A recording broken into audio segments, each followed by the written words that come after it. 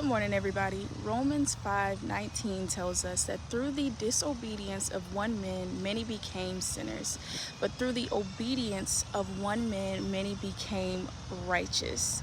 Now, why do I bring this up? Because there are so many people who think that they are just too small for the call. You think that you are too small for the job, but God has hand selected and picked you for it.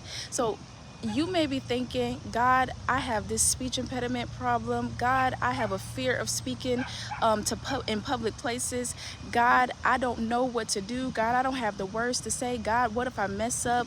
Lord, you can't use me. I have all of these issues going on. But the Bible tells us that when God picked Moses, that Moses had those same excuses that you had. Moses said the same thing to the Lord that you probably are saying right now, but yet what did God tell him? He said, am I not the one that makes the mouth? Am I not the one that makes them that can speak and them that can hear? Am I not the one who has created you, basically, is what the Lord was saying. And yet I still want to use you. Yet I still chose you, Moses, even though I know you can't really talk that well.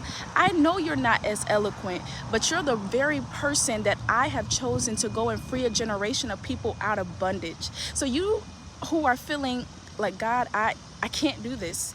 Lord, who am I that you would use? It's not for you to get the glory anyways. It's not for you to get the honor anyways. It's for you to just obey.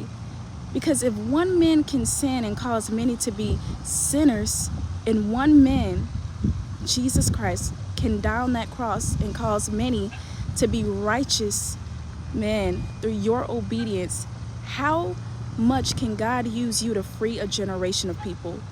How much will you allow God to use you to free your family out of bondage that they've been in for so long? How much can God use you to tell your testimony of how he brought you through addiction and you saved generations of people who think that there's no way out of this addiction? Don't allow fear to hold you back from doing what God has called and assessed and given you the skills to do. You got this. God created you. He called you even with your flaws. He called you even with that problem. And he said, go.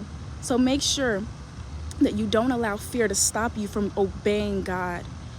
If God could use Moses who could barely speak, to free a generation of people, he can use you and all that you got going on to free your generation of people. All right, bye.